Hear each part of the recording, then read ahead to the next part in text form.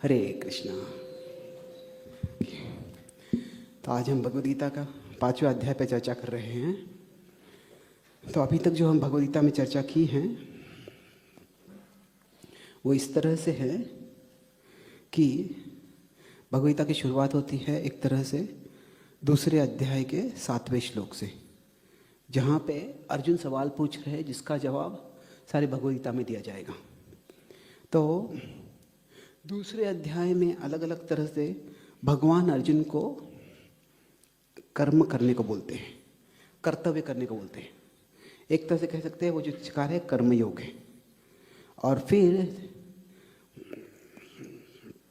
तीसरे अध्याय में भगवान कर्मयोग के बारे में पुनः एक बार बताते हैं स्पष्टीकरण करके। पर यहाँ पे इस अध्याय में भगवान ने कर्मयोग की तुलना कर्मकांड से की थी। यहाँ पे वो कर्मयोग की तुलना वैराग्य से करते हैं। वास्तव में ज्ञान योग से तुलना नहीं कर रहे, वो वैराग्य से कर रहे हैं। प्रीमेच्योर एनंसिएशन और जो अपरिपक्व होने के पहले वैराग्य हो सकता है, या स्वभाव के विपरीत वैराग्य हो सकता है, या समाज के अनुसार समाज के लिए विपरीत हो सकता है। और यहाँ पे प्रधान रूप से कॉन्सिक्वेंस कि उस वैराग्य का परिणाम क्या होगा उसके आधार पर उन्होंने तुलना की है। और फिर चौथे अध्याय में भगवान क्या करते हैं, भगवान ये बताते हैं कि हमें जब ज्ञान होता है तो ज्ञान से हम समझ सकते हैं कि कैसे कर्मयोग करना है। मतलब यहाँ पर बताया गया ज्ञान टू डू कर्मयोगा। मतलब एक तरह से कोई चीज़ को समझना है तो उसको अलग अलग तरह से हम समझ सकते हैं। ये दवाई लेनी है तो सबसे पहले देखते हैं दवाई का परिणाम क्या होगा। अच्छा ये बीमारी ठीक होगी पर कोई साइड इफेक्ट्स है क्या, ठीक है। फिर उसके बाद में हम देखेंगे अच्छा दवाई के अंदर क्या है। और अगर हमको मेडिकल ज्ञान है, टेक्निकल ज्ञान है, तो फिर अच्छा ये इंग्रेडिएंट्स है इसके अंदर। और फिर हम देखते हैं कि दवाई किसने बनाई है। साधारणतः हम क्या देखते हैं, अधिकांश रूप से ये दवाई क्या करने वाली है पूछते हैं। तो अगर हम मेडिसिन को देखते हैं तो सबसे पहले क्या शुरुआत करते हैं, अगर हमको दवाई के बारे में जानना है तो उसका रिजल्ट क्या करती है दवाई, सबसे पहले वो देखते हैं। मतलब और फिर उसके बाद में है देखते हैं कि इट्स कंटेंट्स क्या है उस दवाई में। और फिर उसके बाद में शायद हम रिसर्च करते हैं किसने बनाई है ये सोर्स। कि हम पहले ये नहीं देखते हैं कि अच्छा ये दवाई इस कंपनी ने बनाई या उस कंपनी ने बनाई है। जब हम दवाई देख रहे होते हैं तो अगर कोई कंपनी बहुत बदनाम होगी वगैरह तो फिर वो नाम देखेंगे, पर हम अधिक तो क्या वो दवाई क्या करने वाली है वो देखते हैं।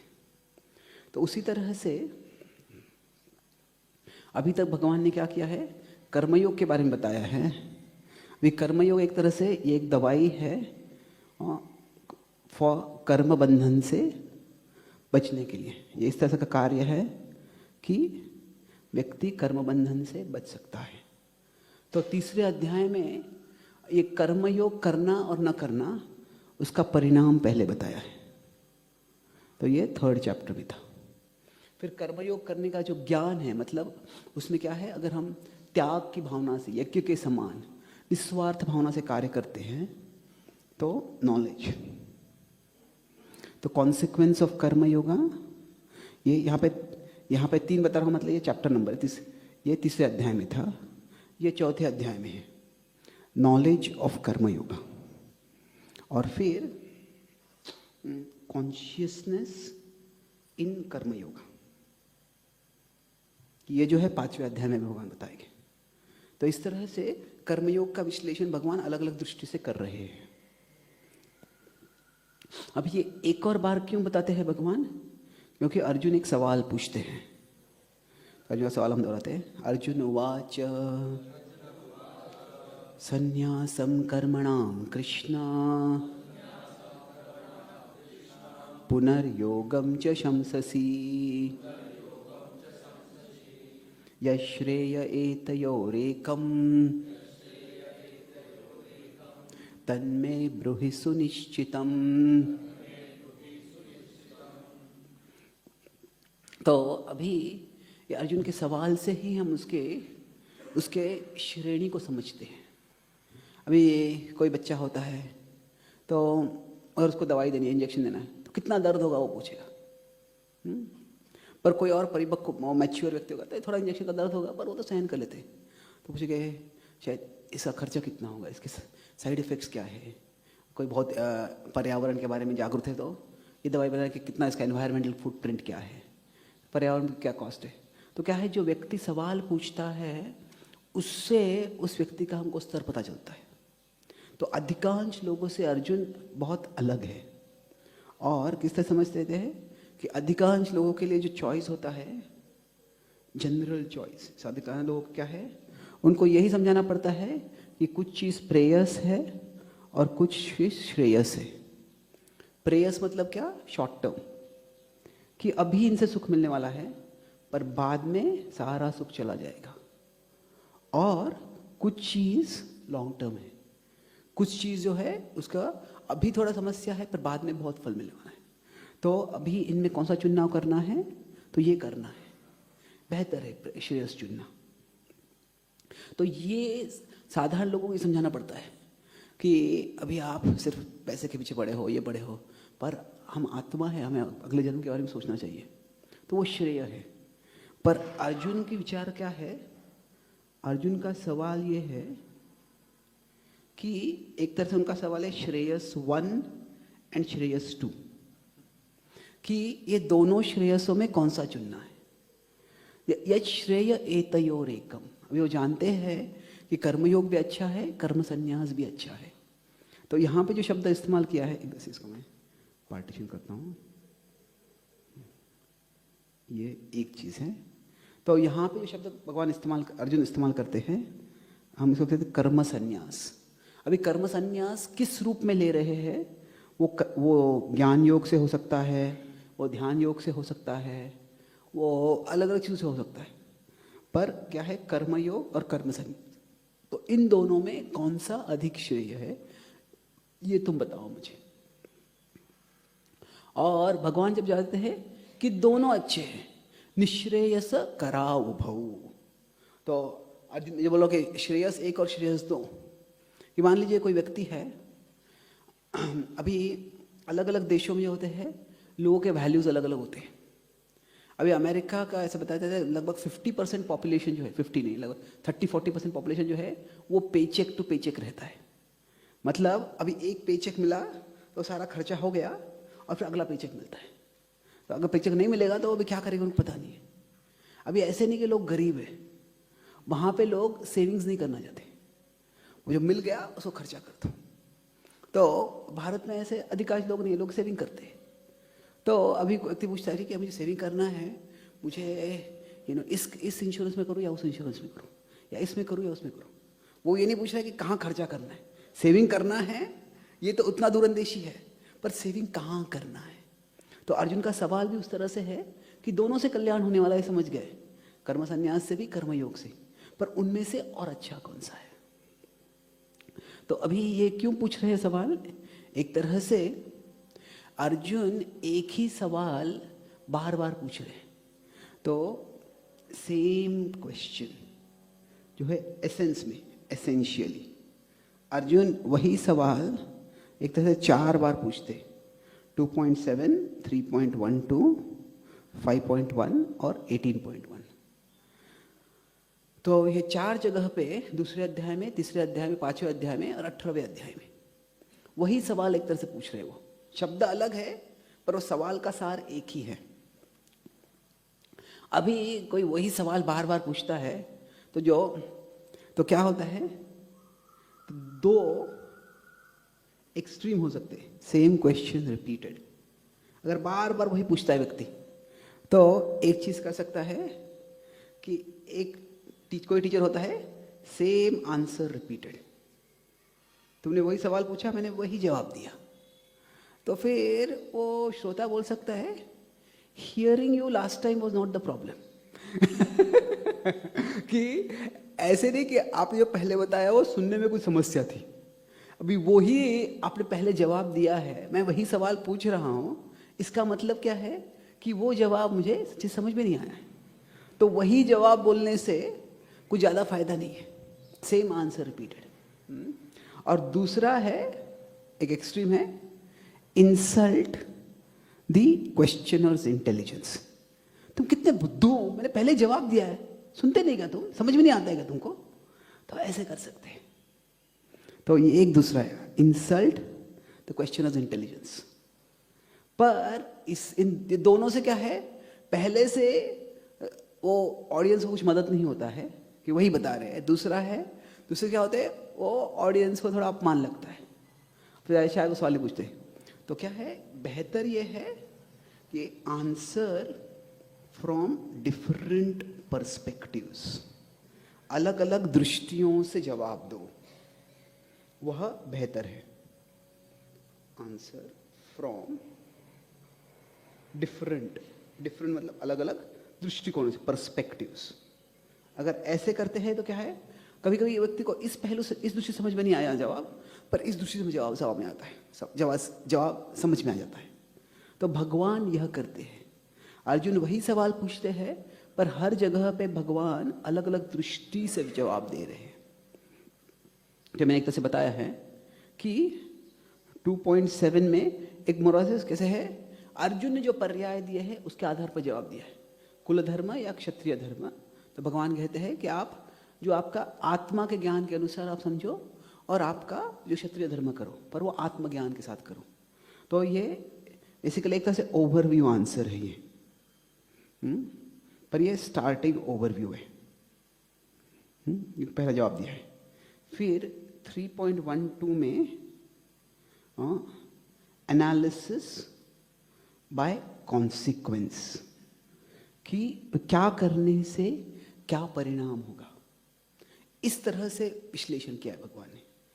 5वें अध्याय में क्या किया है, एनालिसिस बाय इंटेंट, कि व्यक्ति के कार्य करने की चेतना क्या है, उसके अनुसार वो जवाब देते हैं।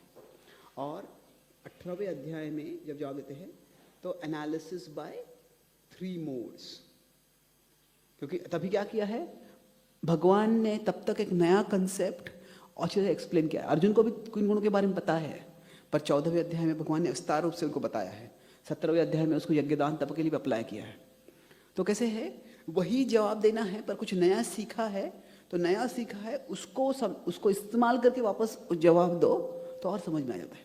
तो एनालिसिस यूजिंग 3 मोड्स।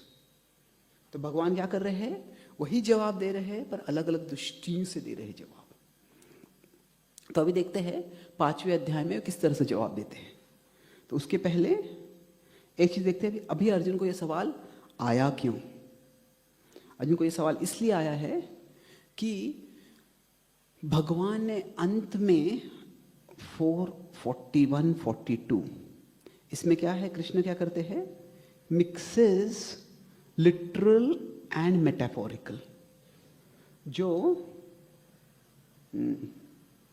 लिटरल मतलब जो व्यावहारिक प्रत्यक्ष और जो सांकेतिक, वो दोनों को भगवान मिक्स कर देते हैं।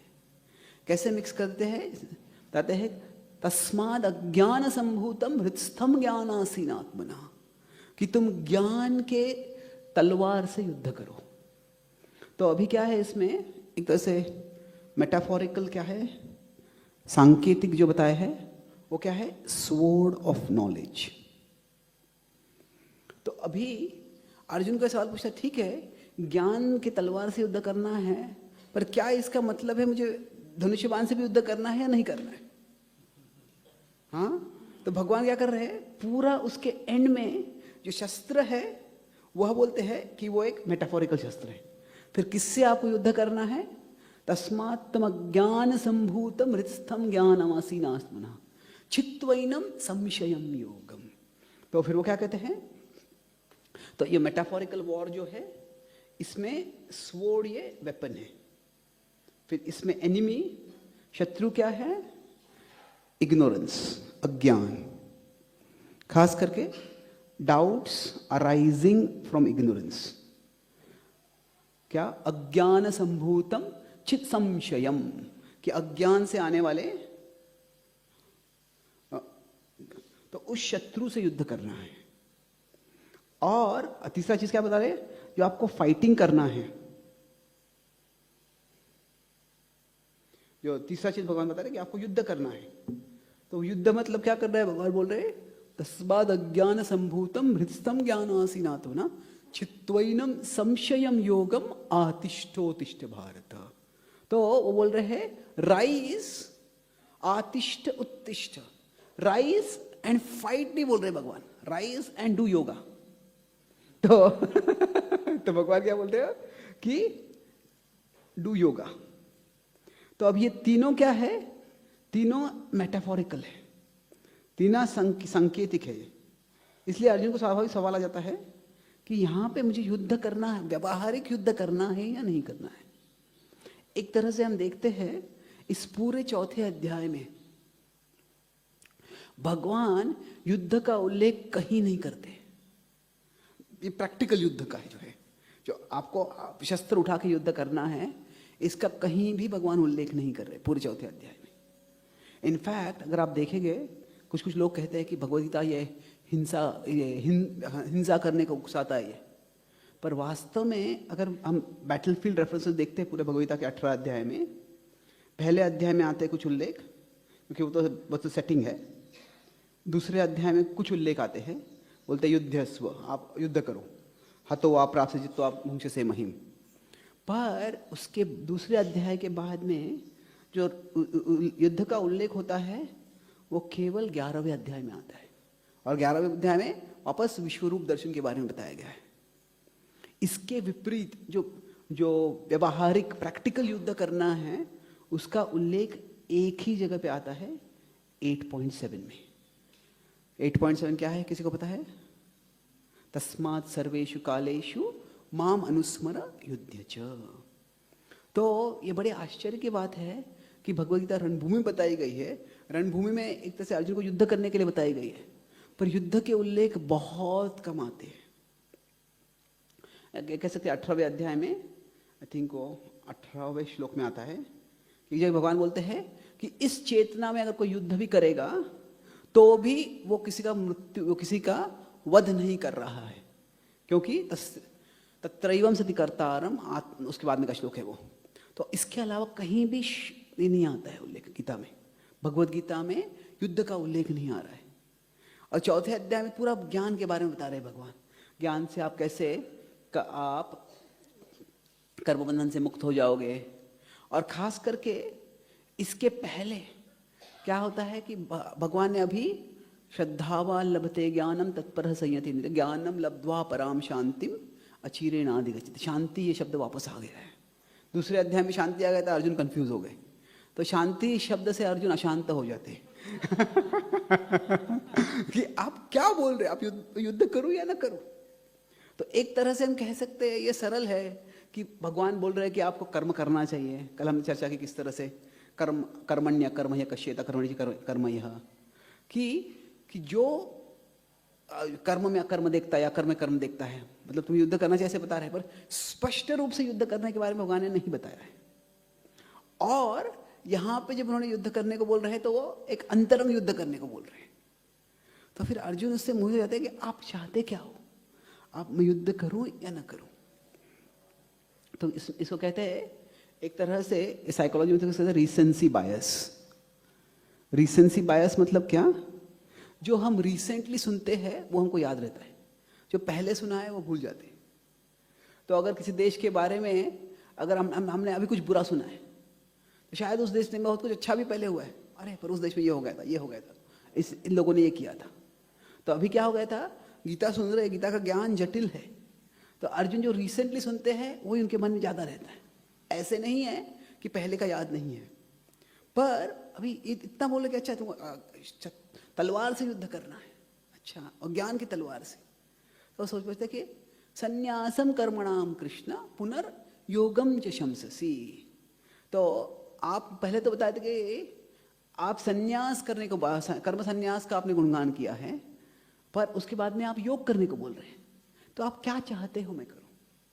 तो भगवान कहते हैं दोनों अच्छा है, संन्यास कर्मयोगश्च निःश्रेयस कराउ भौ तयोस्तु कर्म संन्यासात् कर्मयोगो विशिष्यते। पर उनमें कर्मयोग अच्छा है।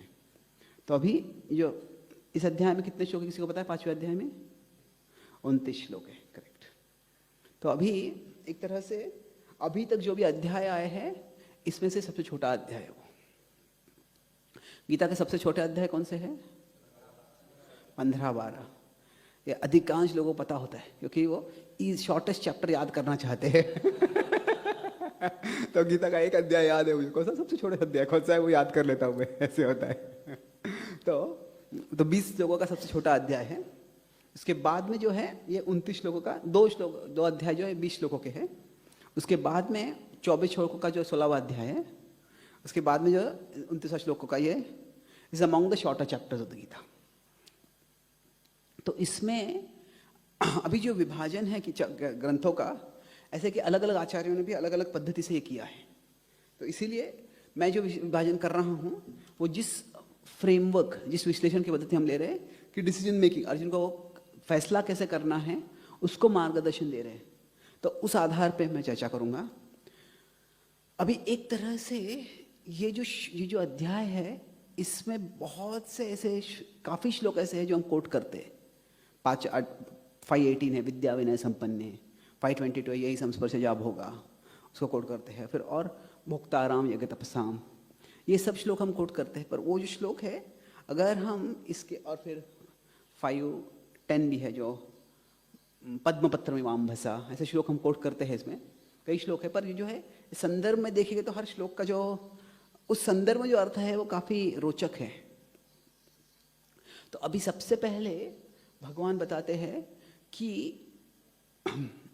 यहाँ से 12वें अध्याय तक कि सबसे पहले बताते हैं कि इंटरनल कॉन्शियसनेस, जो अंतरंग चेतना जो होती है वो कॉज ऑफ बॉन्डेज और लिबरेशन।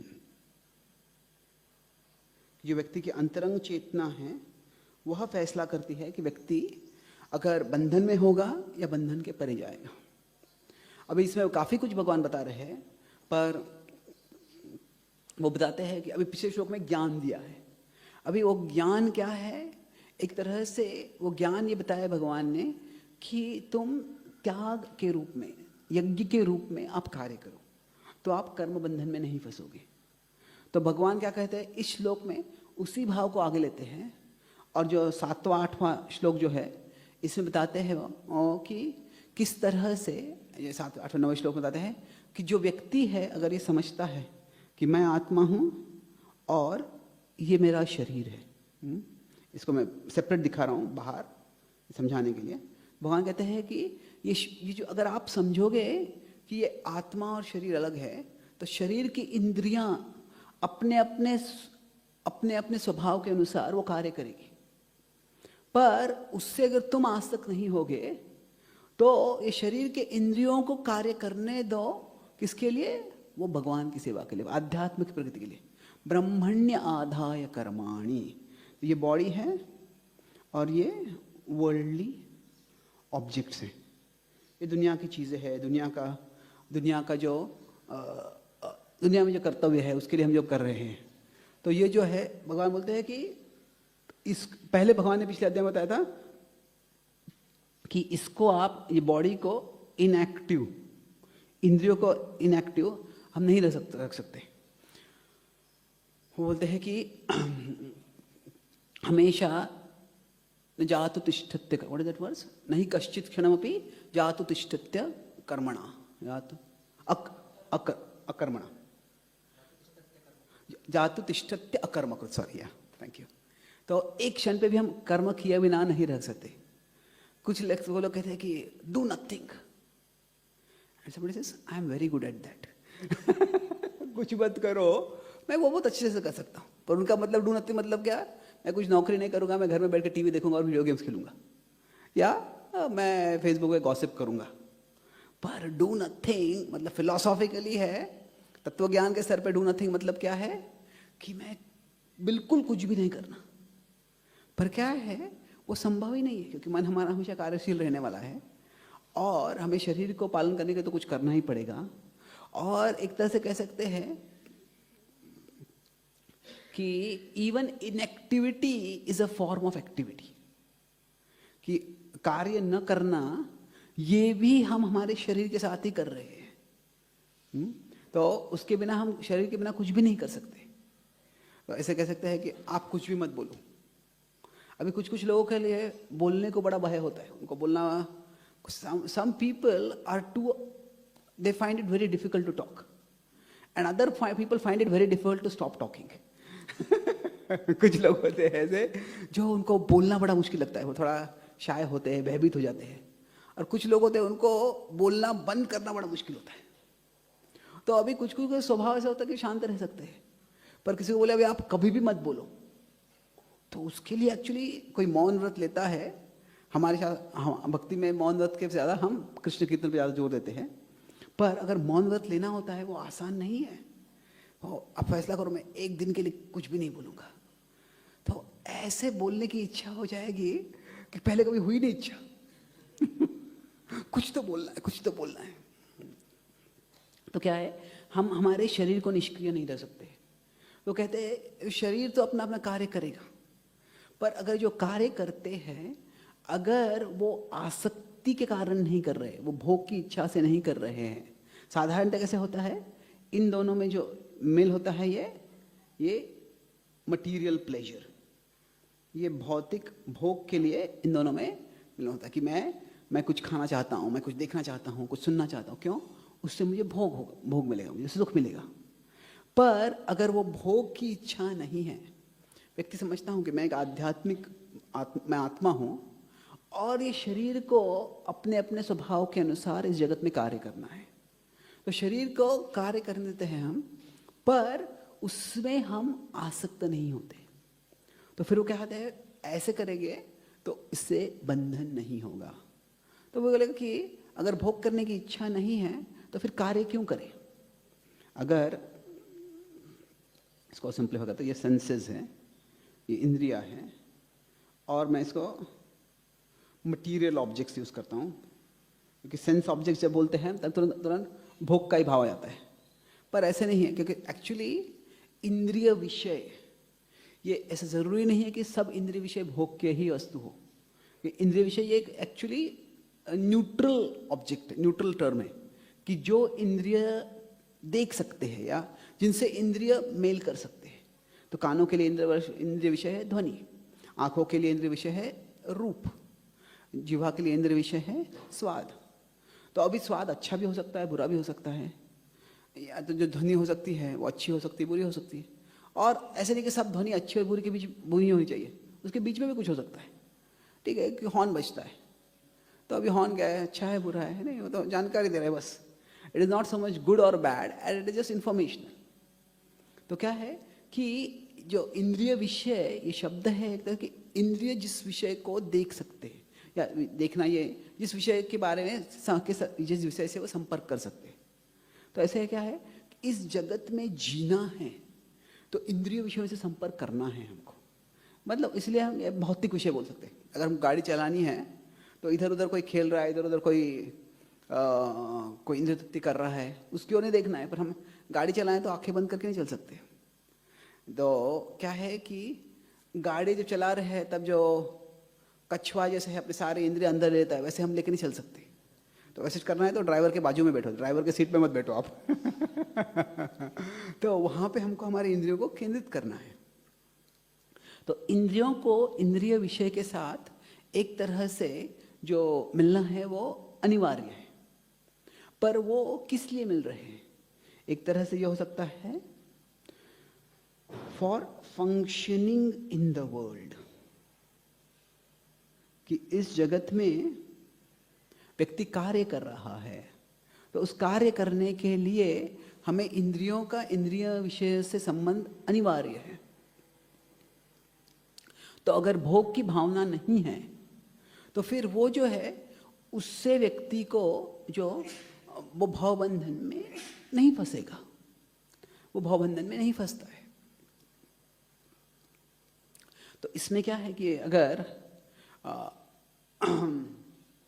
व्यक्ति जो कार्य कर रहा है वो किस लिए कर रहा है वो समझता है। अभी कैसे, अभी एयरपोर्ट में हम सिक्योरिटी पे जाते हैं, कोई फ्लाइट में जा रहे हैं तो वहाँ पे वो सिक्योरिटी चेक होता है।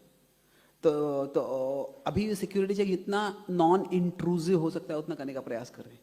नॉन इंट्रूसिव मतलब क्या कि वो व्यक्ति को जो सिक्योरिटी कर रहे हैं वो स्पर्श करने की जरूरत नहीं है, पर वो इतना आसान नहीं है क्योंकि वो मेटल से सब कुछ क्या है क्या नहीं है, कोई किसी को एक्सप्लोजिव वगैरह कुछ है, कुछ शस्त्र वगैरह है, वो पता नहीं चलता है। तो इसीलिए वो क्या करते हैं, वो स्पर्श करते हैं कि आपके शरीर में कहीं कुछ सस्पिशियस आपने कुछ रखा नहीं है, कुछ खतरनाक कुछ रखा नहीं है। तो साधारणतः अगर वो स्पर्श करना है तो क्या करते हैं, वो ऐसे उनका रूल होता है, ऐसा कितना फॉलो करते हैं इंडिया में पता नहीं है, पर अमेरिका में वो when they touch the body they touch with the back side of the hand, not the front side of the hand. जो स्पर्श करते हैं तो क्या वो इस तरह से स्पर्श करते हैं।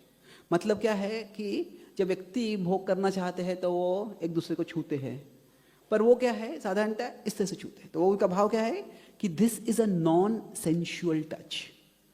वो नॉनसेंस नहीं है, नॉन सेंशुअल है। वो मतलब क्या है, ये इंद्रिय भोग के लिए स्पर्श नहीं है, ये क्या है, फंक्शनल स्पर्श है। हमको जांच करनी है यहाँ पे क्या है। अभी ऐसा जो होता है फंक्शनल, तो उसमें क्या है कि जो इंद्रिय और इंद्रिय विषय का संपर्क हो रहा है, पर उसमें भोग का भाव नहीं होना चाहिए। फंक्शन, वो उद्देश्य क्या है, वो फंक्शनल है, तो वो व्यवहार अपना कर्तव्य करने के लिए है। तो उस तरह से भगवान बताते हैं कि इस जगत में जो व्यक्ति कार्य करता है, अगर उसके भोग की इच्छा नहीं है, वो जो विश्लेषण करते हैं और टेक्निकल करते हैं, वो कहते हैं कैसे कि इस दुनिया में जब हम जी रहे हैं तो हमको कुछ फंक्शंस तो करने ही पड़ते, कुछ कार्य करने, हमको देखना है, सुनना है, चलना है, बैठना है, खाना है, जो नैसर्गिक कार्य है वो करने हैं। पर इंद्रियाण इंद्रियार्थेषु वर्तन्त इति धारयन्, क्या देखता है, ये इंद्रिय और इंद्रिय विषय एक दूसरों के साथ मिल रहे हैं, पर मैं इसमें पर्सनली इन्वॉल्व नहीं हूँ, मतलब वो मैं इससे भोग नहीं चाह रहा हूँ। तो ये क्यों कर रहे हैं, भगवान बोलते दो चीजें बताते हैं। ब्रह्मण्याधाय कर्माणि, कि आप जो ब्रह्मन, जो परम सत्य की प्राप्ति है, उस परम सत्य के संतुष्टि के लिए आप ये कार्य कर रहे हैं। और ऐसे करते हो तो क्या कहते हैं वो, पद्म पत्रम इवाम्भसा। मतलब क्या है कि जैसे पद्म के फल पे, पद्म के नट फल, पत्ते पे अगर जब जल गिरता है तो वो निकल जाता है, वैसे ही क्या जो व्यक्ति भोग करने की भावना नहीं है, उसको ऐसा संपर्क भी होता है तो उससे कुछ परिणाम नहीं होता है। तो अभी अर्जुन की दृष्टि में क्या है, तुम तीर मारने वाले हो कौरवों की ओर, पर तुम ये तीर इसलिए नहीं मार रहे हो कि तुमने ऐसा द्रौपदी के साथ किया, तुमने ऐसे किया, तुम्हें मैं बदला लेने वाला हूँ। नहीं, तुम एक क्षत्रिय हो, क्षत्रिय का कर्तव्य है कि समाज का संरक्षण करना। तो जो समाज में दुष्कर्म कर रहे हैं, समाज में उपद्रव कर रहे हैं, उनको रोकना जरूरी है, और उसके लिए तुम कार्य कर रहे हो। तो अभी इस तरह से कोई व्यक्ति कार्य करता है तो व्यक्ति वो कर्म बंधन में नहीं फंसता। इसलिए भगवान इस विभाग के अंत के 11वें श्लोक में कहते हैं कि कायेन मनसा बुद्ध्या केवलैर इंद्रियैरपि योगिनः कर्म कुर्वन्ति संगम त्यक्त्वा आत्मशुद्धये। तो कार्य ये भोग के लिए नहीं कर रहे, आत्मशुद्धये, ये शुद्धि के लिए कार्य कर रहे हैं। तो अभी जब इस तरह से कोई कार्य करता है तो कहते हैं युक्तः कर्म फलम त्यक्त्वा शांतिमाप्नोति नैष्ठिकी। अभी भगवान शांति बार बार इस्तेमाल करते हैं, तो ऐसा लगता है क्यों भी भगवान इतने बार शांति का इस्तेमाल कर रहे हैं, क्योंकि एक तरह से क्या है, बाहर युद्ध होने वाला है वह अर्जुन को पहले से पता था, पर जो बाहर युद्ध होने वाला है जब उसने आंखों से देख लिया तो क्या हो गया, उसके मन में युद्ध चालू हो गया, ये सही है या नहीं गलत है। तो भगवान बोल रहे हैं कि तुम इस चेतना में कार्य करोगे, ये ज्ञान को समझोगे, इस पद्धति से अगर कार्य करोगे, तुम्हारे अंदर जो युद्ध चल रहा है, अंदर जो डिस्टर्बेंस, जो उपद्रव हो रहा है, वो चला जाएगा। युक्तः कर्म फलम त्यक्त्वा, इस तरह से युक्त मतलब जो योग में लगा हुआ है, कर्म योग यहाँ पे बताते हो रही है, कर्म फलम त्यक्त्वा शांतिम आपनोति नैष्ठिकीम, आप बड़ी शांति प्राप्त कर पाओगे। अयुक्तः कामकारेण फले सक्तो निबध्यते। अयुक्त, जो युक्त नहीं है, जो कर्मयोग के भाव से नहीं कार्य कर रहा है, मतलब क्या है, अभी यहाँ पे दो चीजें हैं, यहाँ पे आत्मा है, यहाँ पे परमात्मा है एक तरह से। अभी परमात्मा का डायरेक्टली उल्लेख नहीं हुआ है यहाँ पे, पर यहाँ पे क्या बता रहे हैं, ब्रह्म जो परम सत्य जो भी है। तो यहाँ पे क्या है, हम कार्य कर रहे हैं, यहाँ पे हमारा शरीर है, यहाँ पे सारा जगत, यहाँ पे जगत है। I don't want to make the world bigger than super soul, ठीक है। तो यहाँ पे हमारा शरीर है और यहाँ पे जो है जगत है, जगत में कुछ चीजें हैं। तो अगर यहाँ पे व्यक्ति ने संबंध जोड़ा है, यह एक योग का संबंध है। मतलब व्यक्ति का उद्देश्य क्या है, मुझे आध्यात्मिक प्राप्ति करनी है, मुझे इस जगत में भोग नहीं करना है। तो भले ही ऐसे कार्य कर रहा है व्यक्ति, उसका उद्देश्य है इधर आना। तो व्यक्ति क्या कार्य, जगत में कार्य कर रहा है, पर जगत में कार्य क्यों कर रहा है, वो इसलिए कार्य कर रहा है ताकि वो उस शुद्धिकरण से होके वो वापस वह भगवान के और करीब आ सके। जैसे कोई व्यक्ति घर में है, घर में से अपने परिवार वाले हैं, उनके साथ स्नेह है, उनके साथ स्नेह है तो वो उनके साथ रहना चाहता है, पर शायद वो घर से बाहर जाता है नौकरी करने के लिए, तो घर से एक तरह से दूर जा रहा है। और क्यों दूर जा रहा है, ताकि अपने परिवार वालों का देखभाल कर सके, पैसा कुछ कमा सके, और पैसा कमा के जिम्मेदारी से वो पैसे लेके आता है, तो उससे जो जिम्मेदारी पूरे करता है तो वास्तव घर वालों के और करीब आ रहा है। तो ऐसे घर वालों के करीब आना है, घर में बैठे रहने से करीब नहीं आएगा, दूरी आ जाएगी, और हमेशा बैठे रहेंगे तो हमारे कर्तव्य है वो करने से हम करीब आ जाएंगे। तो इस तरह से भगवान ने पहले बताया चौथे अध्याय में कि मेरा इस जगत में एक मिशन है, धर्म संस्थापनार्थाय संभवामि युगे युगे, धर्म स्थापना करनी है मुझे। तो अभी स्पष्ट रूप से यहाँ पे बताया नहीं है, पर वो बताएंगे बाद में कि अर्जुन तुम धर्म स्थापना में मेरी मदद करो, वो 11वें अध्याय में भगवान बताएंगे। पर यहाँ पे एक तरह से हम भौतिक जगत में जाते हैं, पर किस लिए जा रहे हैं। ये उदाहरण है कि अभी हनुमान जी राम के साथ थे, और एक तरह से राम से दूर चले गए और रावण के पास चले गए पर वो रावण के पास, रावण के पक्ष में जाने के लिए नहीं गए थे, वो रावण के पास चले गए और उससे प्रभु राम के और करीब आ गए। उसके बाद में जब वो सीता के वेयर अबाउट, सीता की लोकेशन, सीता कहाँ है वो पता, जानकारी प्राप्त कर ली, और जब आ गए तो प्रभु श्री रामचंद्र से इतने प्रसन्न हो गए कि उन्होंने उनको आलिंगन कर लिया। ऐसे रामायण में वर्णन नहीं कि जब हनुमान जी जा रहे थे तब उन्होंने आलिंगन किया था। और श्री वैष्णवाचार्य बताते तभी कि कैसे कि प्रभु श्री रामचंद्र इतने प्रसन्न हो गए थे हनुमान जी से, वो बोले थे अभी तुम्हें क्या दे सकता हूँ, तो मेरे पास मैं वनवास में चला गया, मेरे पास कुछ देने के लिए है ही नहीं, इसीलिए मैं खुद को तुम्हें देता हूँ, और खुद को किस तरह से एक आलिंगन के रूप में देता हूँ। तो क्या है कि हमारी जो एक है एक्सटर्नल मूवमेंट, और दूसरी है हमारी इनर जर्नी। तो क्या है, अभी ये दोनों में क्या संबंध है, ये समझने के लिए व्यक्ति की चेतना को देखना होता है। मैं तो व्यक्ति, अभी प्रभुपाद जी एक तरह से वृंदावन छोड़ के अमेरिका चले गए, पर उससे क्या हो गया, प्रभुपाद जी वास्तव में वृंदावन के और करीब चले गए। उन्हें हजारों लोगों को, लाखों लोगों को वृंदावन के और करीब लेके आया। वृंदावन के प्रति मूर्तियां उन्होंने और सारे जगह पे विश्व में बनाई है। तो इसलिए यहाँ पे बता रहे हैं कि इन दोनों में क्या संबंध है। जिस दिशा में व्यक्ति बाहर जा रहा है उसी दिशा में उसकी चेतना भी जा रही है, ऐसा जरूरी नहीं है। तो उसके बाहर हम जा रहे हैं, पर उससे चेतना और भगवान के करीब जा सकती है।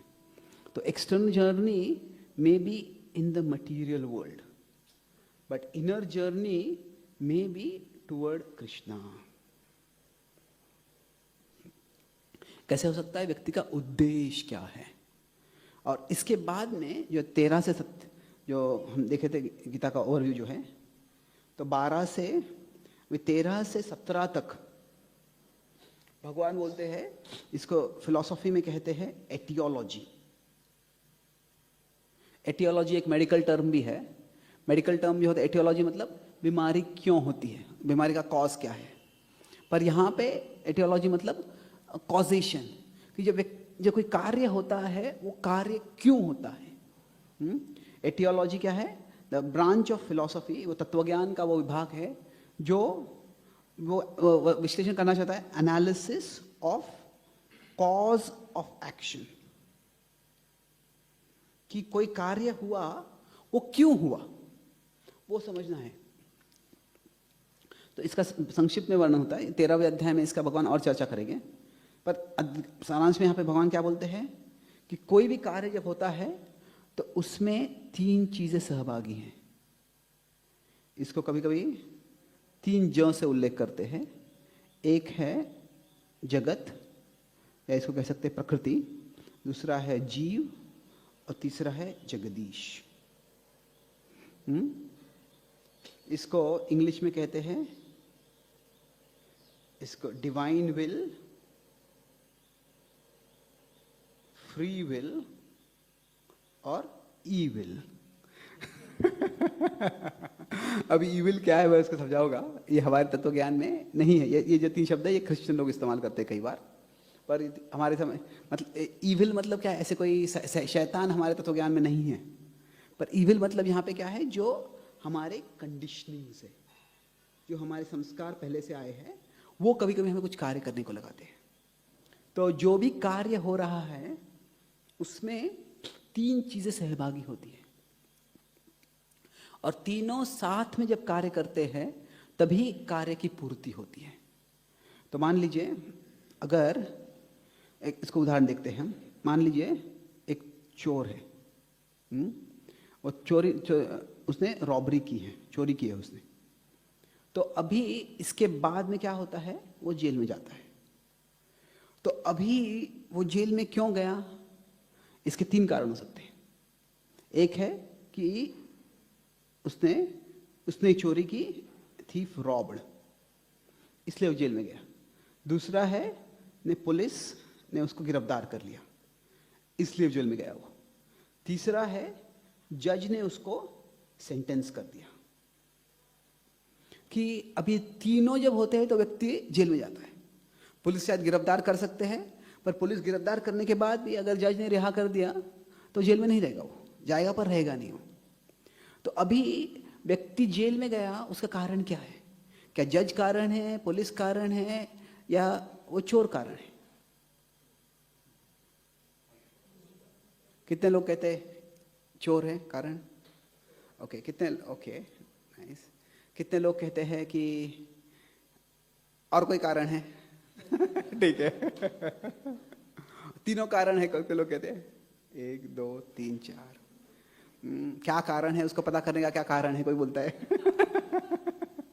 तो ओके, यस। तो कभी क्या होता है कि एक तरह से जो कार्य का फल होता है वो होने के लिए तीनों की जरूरत है। चोर चोरी करना चाहता है तो वो चोरी करने के कार्य की जिम्मेदारी उस पे है, पर जब वो जेल में जा रहा है तो पुलिस और जो जज है वो तीनों जब साथ में आते हैं तभी वो उसको अरेस्ट करते हैं। ये कुछ देशों में ऐसे है कि पुलिस आप गिरफ्तार करते हैं पर वो आपको हैंडकफ लगा सकते हैं। ये अमेरिका क्या है, एक तरह से 2 देशों में परिवर्तित हो गया ऐसे। अमेरिका कुछ पार्ट है जो थोड़े कंजर्वेटिव लोग रूल करते हैं, और कुछ लोग जो लिबरल रूल करते हैं। तो डेमोक्रेट्स और रिपब्लिकन्स और डेमोक्रेट्स है। तो क्या है, उसमें काफ़ी नियम भी अलग अलग है। तो जो डेमोक्रेट स्टेट्स है, कैलिफोर्निया वगैरह है, उसमें क्या है कि पुलिस आपको गिरफ्तार कर सकती है, पर गिरफ्तार मतलब क्या है, आपको हथकड़ियाँ ला सकती है, पर पुलिस आपको जेल के अंदर नहीं ले जा सकती है जब तक कोई जज सैंक्शन नहीं करेगा। वो कहते हैं कि जो पुलिस जो है थोड़ी बायस्ड है, पुलिस पक्षपात भेदभाव करती है, तो इसीलिए बोलते हैं कि आप पुलिस पे विश्वास मत करो, जब तक तो न्यायाधीश पे विश्वास करो। जब तक न्यायाधीश बोलेगा नहीं आपको उसको जेल में नहीं ले जा सकते। तो अभी क्या है कि तीनों की अपनी अपनी भूमिका है, और तीनों जब होते हैं तभी वो व्यक्ति जेल में जाता है। तो इसमें क्या है, ये जो है जीव है, और जो जहाँ पे चोर का उदाहरण है वो जीव है, जो पुलिस का उदाहरण है वो जगत है, और जज का उदाहरण है वो जगदीश, या हमारे हम इसको जीव, प्रकृति और ईश्वर कहते हैं।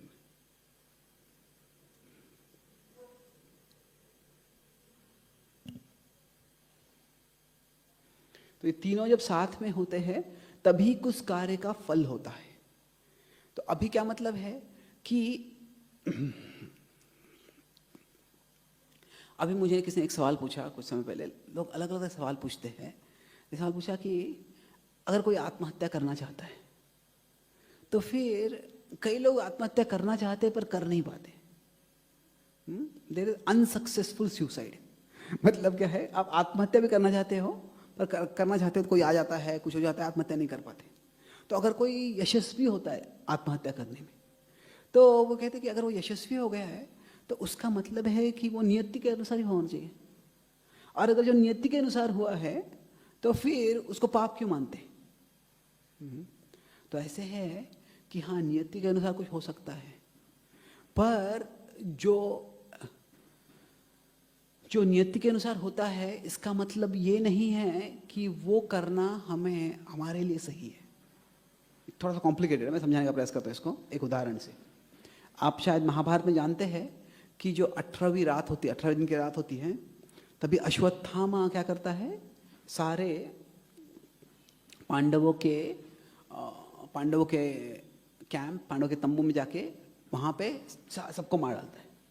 उसको लगता है उसने पांडव को मार डाला है, पर वो पांडव के पुत्र को मारता है। बाकी सारे सैनिक जो यहाँ पे मार डालता है उनको, सब सोए होते हैं, वो उठ के कुछ युद्ध करने के पहले ही वो उनको मार डालता है। तभी उसके पहले क्या होता है, जब वो जा रहा होता है उधर, तभी क्या होता है, उसको एक बहुत ही भयावह रूप दिखता है। और पहले तो उसको तीर मारने लगता है वो भयावह रूप को, और वो पहचानता है कि ये शिव जी है। और वो तीर मारता है, सारे तीर जो है वो शिव जी के शरीर में चले जाते हैं, कुछ होता ही नहीं उसको। और फिर वो शिव जी के, उसको लगता है कि अरे मैंने ये फैसला किया था उन सबको नींद में मार डालूंगा। तो शायद मैंने जो फैसला किया है वो इतना पापी है, क्योंकि उसके साथ कृपा और कृतवर्मन होते हैं। बोलते हैं कि तुम जो कर रहे हैं बहुत पापी विचार है, ऐसा विचार भी नहीं करना चाहिए किसी को, शत्रु को नींद में मार डालना। तो बोलते मेरे पिता जो द्रोणाचार्य थे वो भी तो ध्यान में थे, वो भी सोने जैसे अवस्थित में थे, उन्होंने उनको मारा है तो मैं उनको क्यों ना मारूं। ठीक है, विचार एक तरह से सही हो सकता है, पर सारे पांडवों ने षड्यंत्र बना के द्रोणाचार्य को नहीं मारा था। जब द्रोणाचार्य वो ध्यान में चले गए तो धृष्टद्युम्न ने अकेले जाके द्रोणाचार्य को मार डाला था। और तभी कई कौरव और पांडव योद्धाओं ने उसको रोकने को बोला था। अर्जुन जी रुको, अर्जुन चीख के बोला था। और उसके बाद जब द्रोण का वध हो जाता है तो अर्जुन और सात्यकी अर्जुन का शिष्य भी होता है, उसका मित्र भी होता है। अर्जुन सात्यकी इतने क्रोध होते हैं, दोनों धृष्टद्युम्न को मारने के लिए आ जाते हैं। तो ऐसे नहीं है कि वो एक षड्यंत्र था कि सबने मिलकर द्रोणाचार्य को मारना था। तो अश्वत्थामा को बदला लेने का भाव हो सकता है, पर बदला भी क्या, प्रोपोर्शनेट होना चाहिए। ठीक है, आप दुष्टदुम्न को वैसे मारो, पूरे कौरव को वैसे मारना उचित नहीं है। तो उसको भी लगता है, जब शिव जी आते सामने, ये क्या हो गया, तो वो शिव जी के चरणों में जाके गिरता है, मुझे माफ कर दो बोलते हैं। और तभी शिव जी बोलते हैं, वो बिल्कुल एकदम डिस्टर्बिंग एक्सरसाइज, विचलित करने वाला है। कहते हैं कि अभी जो सारे योद्धा इस रणभूमि में हैं उनकी मृत्यु का समय आ गया है, और उनकी मृत्यु लाने का जो निमित्त है वो तुम बनने वाले हो। और फिर शिव जी उसको एक तलवार देते हैं, और जैसे ही वो तलवार उसके हाथ में आ जाती है, ऐसे लगती है, शायद आपने पहले कुछ ही मैन का कॉमिक्स देखा होगा, आई हैव द पावर तो उसको लगता है कि बस सारी शक्ति आ गई है, और फिर वो जाके सबको मार डालता है। तो अभी वो सोचता है कि शिव जी ने मुझे शक्ति दी है, शिव जी ने तलवार दी है, मतलब ये शिव जी की इच्छा है, और शिव जी की इच्छा है तो मैं पूरा कर रहा हूं, तो मैं केवल एक निमित्त हूं। पर ठीक है, आप निमित्त हो, पर किसके निमित्त हो? निमित्त जो हो, अभी ऐसे सारे योद्धाओं का वध होना उस समय जरूरी था, पर अश्वत्थामा ने जब इरादा किया था, वो फैसला किया था उनको मारने का, वो किसी नियति के अनुसार उनको सबको मरना है इसलिए मैं नियति का निमित्त बन रहा हूं, ऐसे नहीं किया था उसने। उसको खुद की स्वार्थी इच्छा थी, उसकी खुद की बदले की इच्छा थी। तो उसके कारण क्या हुआ, क्योंकि वो उसकी निजी इच्छा थी, इसीलिए उसको उसका बड़ा ही कर्म का फल मिला, उसको बड़ा ही घृणास्पद कर्म मानते हो। तो just because we may be empowered does not mean that we are right. जो एम्पावरमेंट है वो अलग अलग दूसरे से आ सकती है, कि जो शक्ति आती है वो अलग अलग से आ सकती है। कोई लड़का गुस्सा आ जाता है और फिर उसको आतंकवादी बंदूक दे देते, जाके सबको मार डालो, तो उसको शक्ति तो मिल गई है, और शक्ति अच्छे के लिए मिले बुरे के लिए, वो उसको वो शक्ति मिलने से ज़रूरत नहीं है कि आप सही कार्य कर रहे हो। तो क्या है कि हाँ, कभी कभी व्यक्ति आत्महत्या करना चाहता है, कर नहीं पाता है, कभी कभी आत्महत्या करना चाहता है, कर पाता है। तो अभी the rightness of an activity is not determined by the success of that activity. व्यक्ति सही कर रहा है, व्यक्ति जो कार्य कर रहा है वो सही या गलत है, वो उस व्यक्ति के उस कार्य के यश से पता नहीं चलता है। और शायद उसके यश में बहुत सी परिस्थिति सही भी हो जाए। ऐसे अश्वत्थामा को तभी वही उसको तलवार मिल गई, पर यहाँ पे अश्वत्थामा की मूल इच्छा क्या थी, ये महत्वपूर्ण है। तो अब ये तीन चीज़ें जो है ना, इसको कभी ट्रायंगल के रूप में बोल सकते हैं। ये ट्रायंगल का उदाहरण बोलता हूँ मैं, और इसमें क्या कमी है ये भी बताता हूँ मैं। इसमें कैसे है कि एक है जीव, ईश्वर और प्रकृति।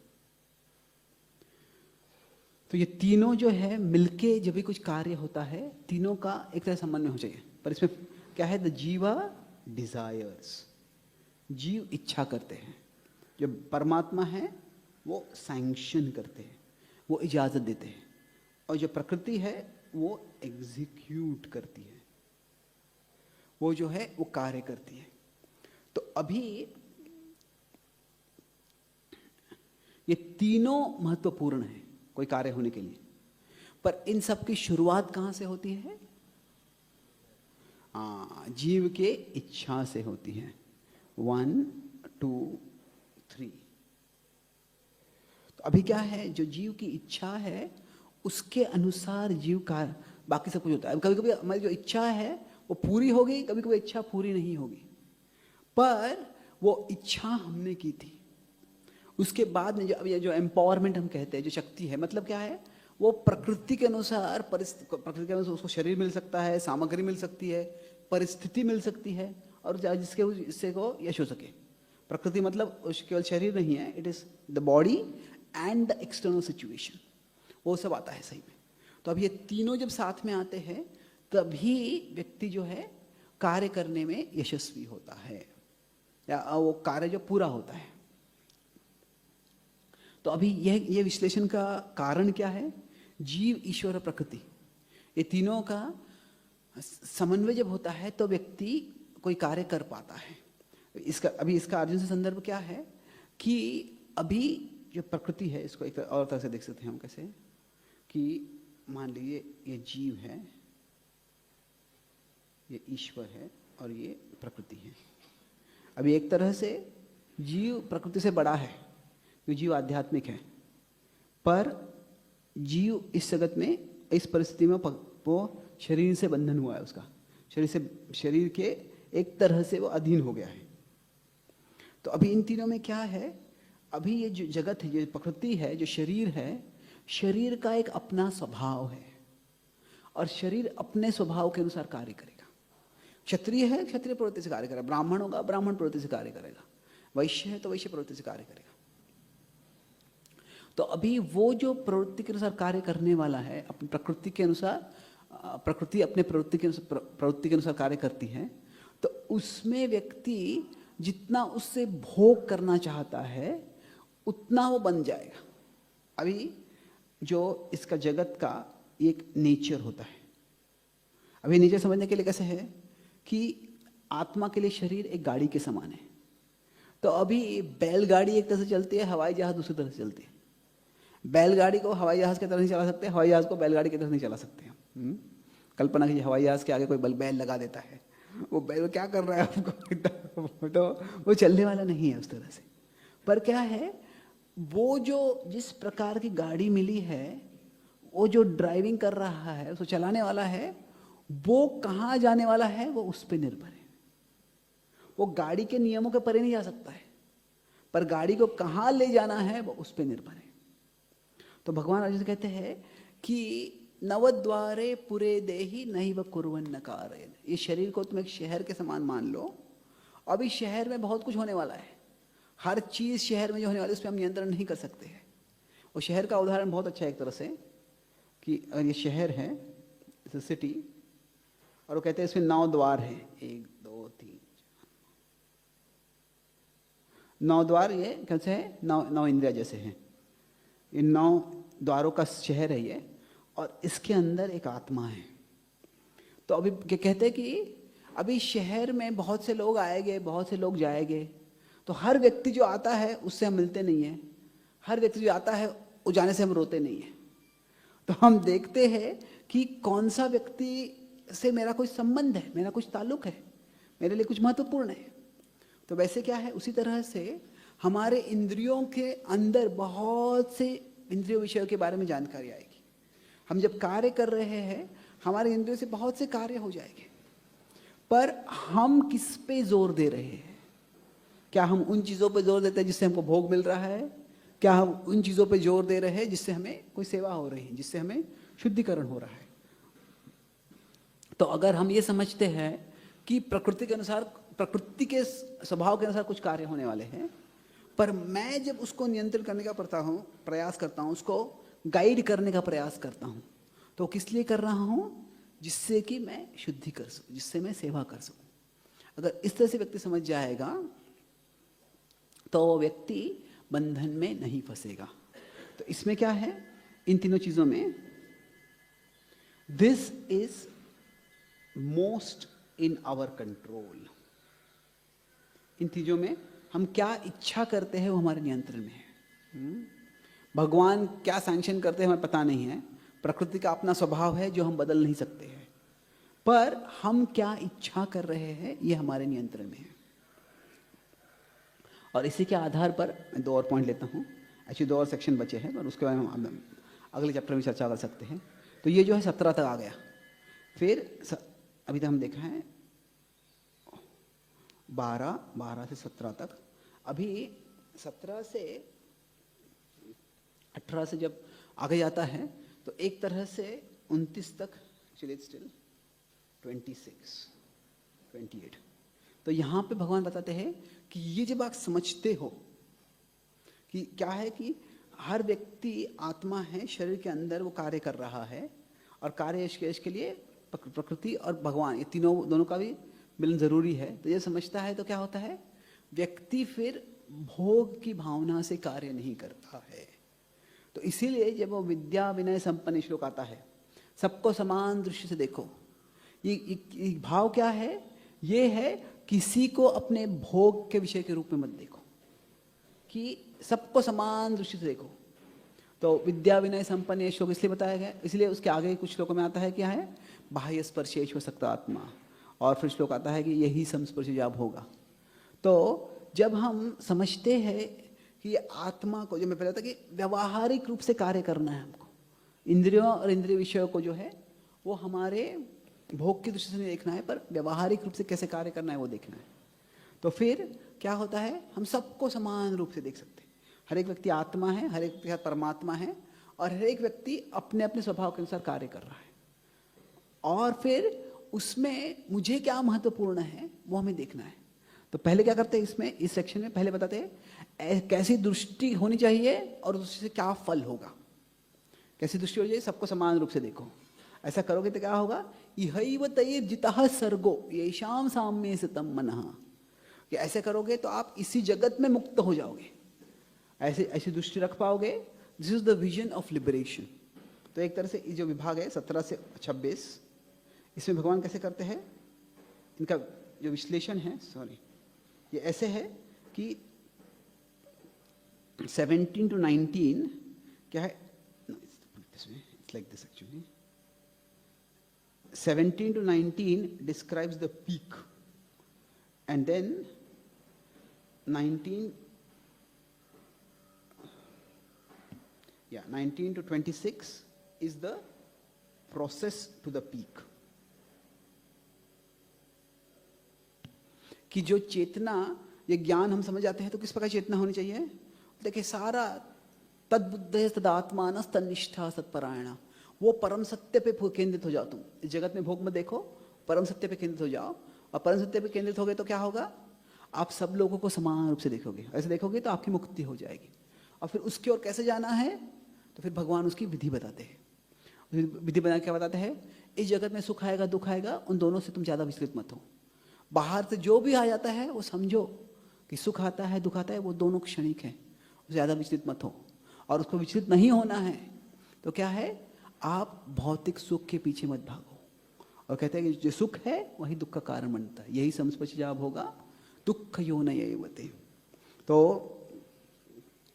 और फिर उसके बाद में तो फिर भी इच्छाएं तो आती रहेगी, ठीक है, इच्छाएं आती रहेगी, पर तुम्हें उनको पूरी करने की जरूरत नहीं है। शक्नोति हैव यह सोढ़ुम प्राक शरीर विमोक्षणात्। आप उनको सहन करो, इच्छाएं आएगी जाएगी, और क्या करो, तुम्हारी चेतना है अंदर मुड़ाओ, अंदर की ओर मुड़ाओ, भगवान की ओर मुड़ाओ। क्या व्हाट इज दैट, ये अंतः सुखो अंतराराम सथांतर ज्योतिरेव यह, जो अंदर की ओर देखता है।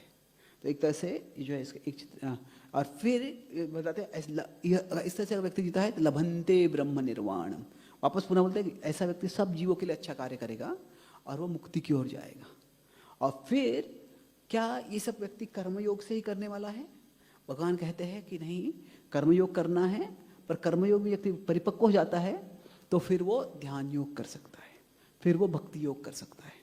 तो पांचवें अध्याय में 27-28 जो श्लोक है, this is a preview of chapter 6।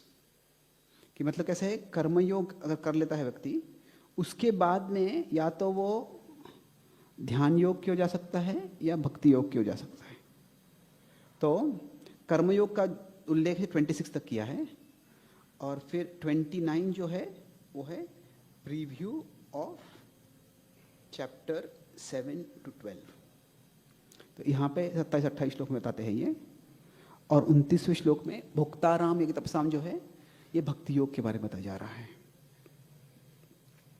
तो इस तरह से भगवान बताते हैं कि किस तरह से तुम ये आध्यात्मिक ज्ञान प्राप्त करके अंतरंग चेतना जो है वह तुम तुम्हारी ओर तो अंदर की ओर मुड़ा लोगे, तो फिर क्या होगा, तुम आध्यात्मिक प्रगति कर सकते हो और जो मुक्ति है, भगवत प्राप्ति है, वो कर सकते हो। इस तरह से ये 5वां अध्याय है, ये अभी तक जो भी अध्याय है उसमें भले चौथा अध्याय का नाम था ज्ञान, दिव्य ज्ञान, ट्रांसेंडेंटल नॉलेज, पर 5वें अध्याय में भगवान थोड़ा सीरियस तत्व ज्ञान बताते हैं। तत्व ज्ञान के बारे में जो है शरीर नहीं आत्मा है वो तो बेसिक तत्व ज्ञान है, पर कॉजालिटी, एटियोलॉजी, किस तरह से कर्म होता है उसका जो उल्लेख है वो 5वें अध्याय में करते हैं। तो सारांश में जो चर्चा की थी हमने 1 से 29 जो श्लोक है, सबसे पहले भगवान बोलते हैं कि कर्मयोग बेहतर है रिनंसिएशन से। क्यों, अगर कैसे बेहतर है, क्योंकि कॉन्शियसनेस जो हमारी चेतना है इज, अगर कॉन्शियस हम डिटैच रखते हैं, यहाँ पे अतासक्त रखते हैं, मतलब क्या है, हम फंक्शनल इंटरैक्शन। फंक्शनल इंटरैक्शन मतलब जो कर्तव्य के लिए जो आदान प्रदान करना है वो करते हैं, उससे क्या होगा, उससे व्यक्ति लिबरेशन, मुक्ति की ओर जाता है। ये पहले बताया, ये 12 से, और 12 से 17 पे हम थोड़ा जोर दिया था। इसमें क्या बताते हैं भगवान, किस तरह से कि जो कैसे कार्य होता है उसके बारे में चर्चा करते हैं। तो हमें क्या करना है, हमारी इच्छा पे जोर देना है। जोर देना है मतलब इसको शुद्ध करने का प्रयास करना है, प्यूरिफाई दिस। और फिर जो शक्ति, यश होगा वो सब भगवान पे निर्भर है। जीव के हाथ में इच्छा ही है, तो वो जीव अपनी इच्छा को शुद्ध करे, और फिर जो भगवान इजाज़त देंगे, जो भगवान सैंक्शन करेंगे, जो प्रकृति एग्जीक्यूट करेगी, वो हम पे निर्भर नहीं है, वो भगवान पे निर्भर है। और फिर आखिरी जो उसमें जो विभाग है उसमें भगवान कहते हैं कि किस तरह से नॉलेज इन एक्शन, ये ज्ञान प्राप्त करके व्यक्ति कार्य कैसे करना है। तो कहते हैं कि समदर्शी रखे आप अंदर की ओर प्रगति करने का प्रयास करो, बाहर की ओर समदर्शी हो जाए, और अंतः सुख की प्राप्ति के लिए आप प्रगतिशील हो सकते हो। और इसके लिए कर्मयोग करते हुए व्यक्ति कार्य करेगा, और अंत में आगे जो वैराग्य का मार्ग है या कर्मयोग के आगे का जो मार्ग है, ध्यान योग या भक्ति योग, उसको स्वीकार करेगा। उसका वर्णन हम अगले अध्याय में करेंगे।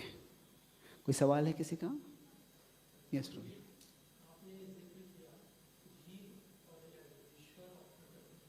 हम्म।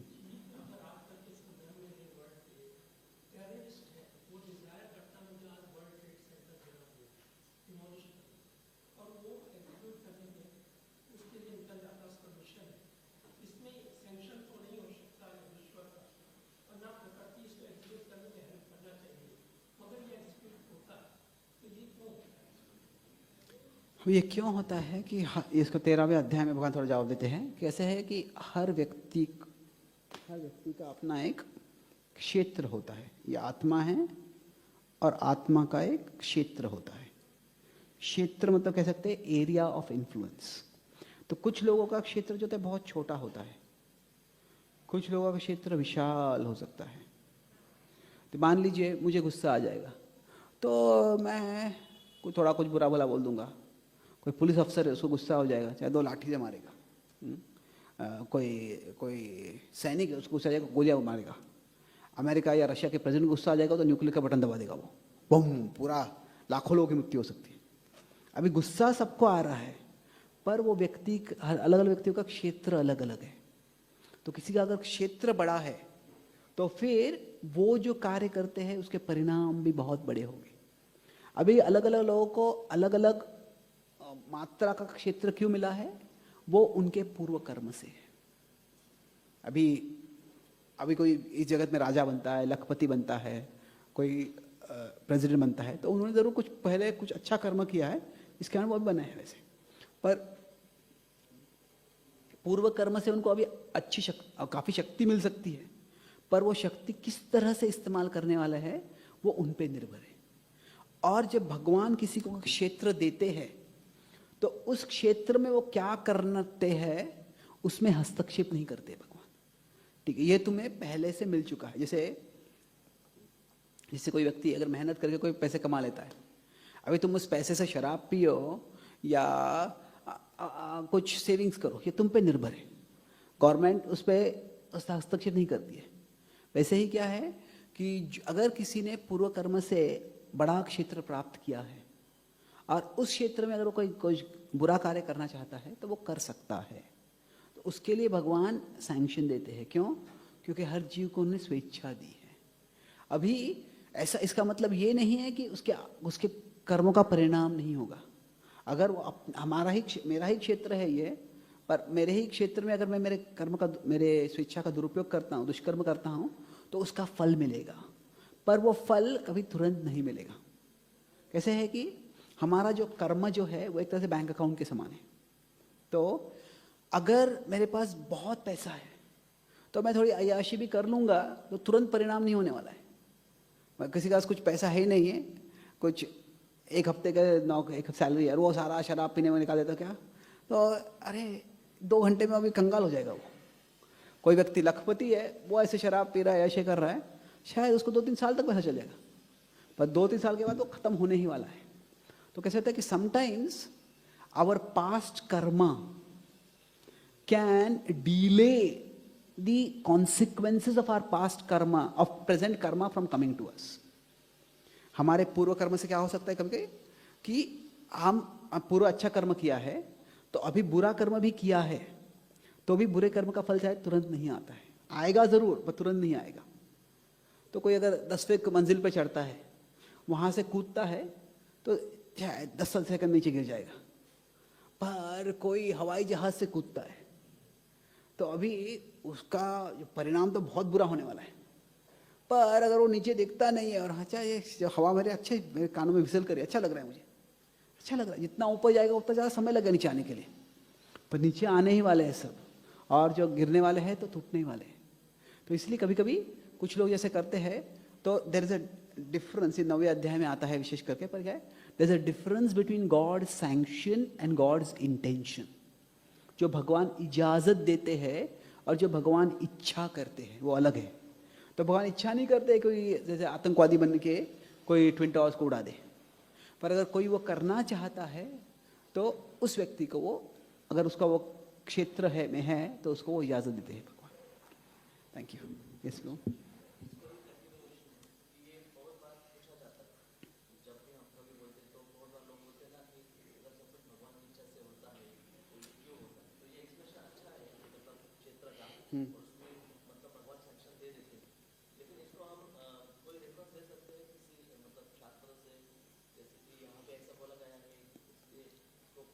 देखो, सबसे पहले कोई जो पहला संविधान है उसका ही रेफरेंस देखना चाहिए।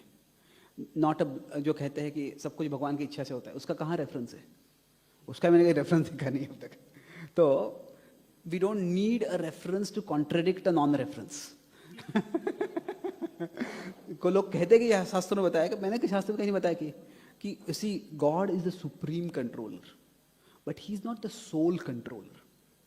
वो परम ईश्वर है, पर वो अकेले ईश्वर नहीं है।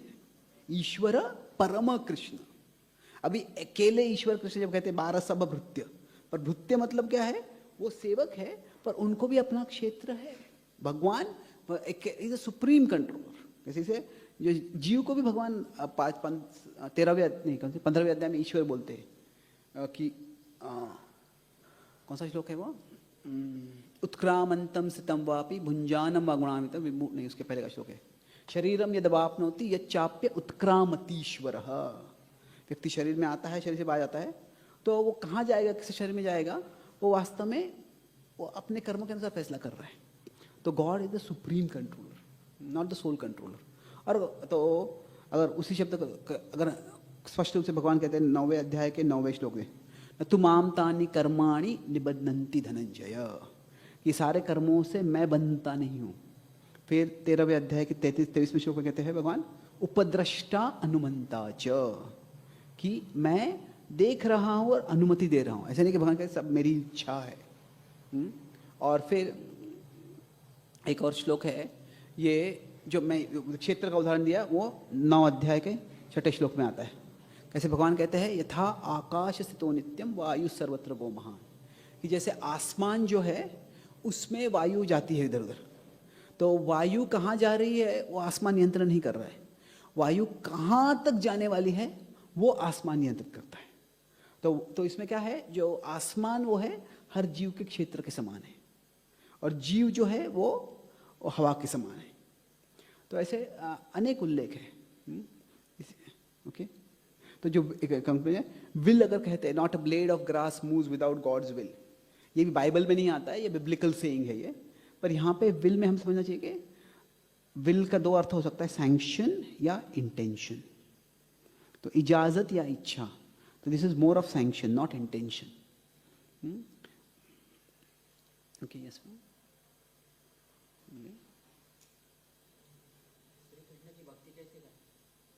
सत्संग में आते रहो आप, से आप यहाँ पे आ रहे, सत्संग में आ रहे हैं, भक्तों से संबंध जोड़ो और भक्तों के मार्ग से जरूर भक्ति कर पाओगे आप।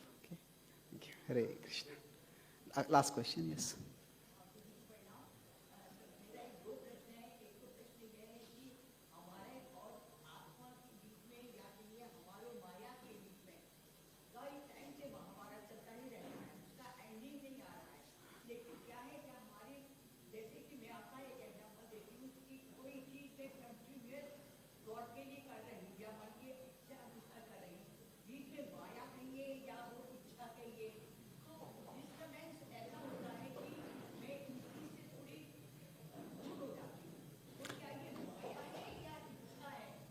दोनों हो सकता है। कैसे है कि जो इच्छा होती है वो एक तरह से माया के द्वारा जागृत हो सकती है, या हम में इच्छा आती है और माया उसको प्रवृत्त कर सकती है। पर क्या है, इसे एक है कि हम कंसिस्टेंट रहना चाहते हैं। कंसिस्टेंट मतलब इसी स्तर पे मैं हमेशा कार्य करूँगा, मैं हमेशा शुद्ध भाव से सेवा करूँगा, ऐसा भाव, ऐसे इच्छा हो सकती है, अच्छा है वो। पर कभी कभी वो हम सब मानव हैं, हम सब में थोड़ी कमियां हैं, तो कभी हम कंसिस्टेंट नहीं रह सकते हैं। तो क्या करना चाहिए, हमें रेजिलिएंट होना चाहिए। मतलब नीचे कुछ जो जिस स्तर पे कार्य करना है उस स्तर पे कार्य नहीं कर पाए तो भी मैं उठ जाऊंगा, ठीक है, ऐसा करना था कार्य पर ऐसा नहीं हो पाया, पर जैसे ही समझ में आ गया अच्छा ऐसा नहीं करना चाहिए था मुझे, तो तुरंत रुको और चेंज योरसेल्फ। तो रेजिलिएंट मतलब क्या है, हम गिरेंगे पर तुरंत हम उठ जाएंगे। और वैसे करते रहेंगे तो धीरे धीरे क्या होगा, हम समझ पाएंगे अच्छा ऐसे परिस्थिति में समस्या आ जाती है मुझ में, तो इस परिस्थिति को हम और चौकन्ने होकर और सावधानी से सामना करेंगे। तो कभी कभी ऐसे हो सकता है, तो क्यों हो रहा है ये कभी कभी समझना मुश्किल होता है। जैसे सागर में लहरें क्यों आती है, अभी लहरें तो सागर में आती रहती है, पर कभी कभी लहरें बहुत बड़ी होती है और इतनी बड़ी हो सकती है कि कभी कोई व्यक्ति को वो स्वीप करके ले जा सकती है। वो फेंका जा सकता है व्यक्ति। तभी क्या कर सकते हैं, तभी हम वो कौन सी लहर आने वाली है उसको हम पता नहीं कर सकते, कितनी बड़ी लहर आएगी। पर हम क्या कर सकते हैं, अगर उस सागर में कोई लंगर है, कोई एंकर है, उसको हम पकड़ने की प्रैक्टिस कर सकते हैं। जितना मजबूती से हम पकड़ लेंगे उसको, तो कितनी भी लहर बड़ी आ जाएगी तो लहर हमको लगेगी, उससे हम फेंके जाएंगे। पर अगर लंगर को पकड़ने की हमने आदत बना ली है तो फिर वो हम उसे ज़्यादा दूर फेंके नहीं जाएंगे। तो डोंट वरी कि कभी कभी जो हम नहीं करना चाहते हैं वो हो जाता है, पर उसके बाद में क्या होता है वो महत्वपूर्ण है। कि उसके ये माया को पकड़ने का नहीं, माया को हम पकड़ नहीं सकते हैं। वास्तव में माया हमको पकड़ती है। हम सोचते हैं वो रोकना मुश्किल है। उसको, माया को रोकने की जगह पे भगवान को पकड़ के रखने का प्रयास करो। माया मतलब क्या है, सागर की लहरों के समान है, तो वो उसको रोकना उसको बहुत मुश्किल है। तो हम क्या कर सकते हैं, भगवान को पकड़ के रखते हैं। ठीक है, क्रोध आ जाएगा, लोभ आ जाएगा, ईर्ष्या आ जाएगी, आएगी, कुछ समय तक रहेगी, शायद हमारे द्वारा कुछ गलत भी हो जाएगा। पर अगर हम भगवान को पकड़ के रखते हैं तो फिर क्या होगा, उससे ज़्यादा प्रभाव नहीं होगा। If we hold on to Krishna for long enough, nothing can hold on to us for that long.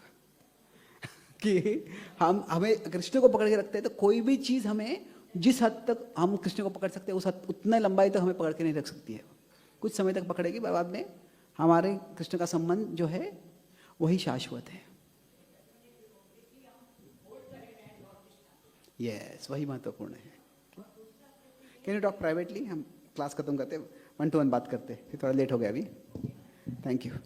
Shrimad Bhagavad Gita की, श्रील प्रभुपाद की, गौर भक्त वृंद की।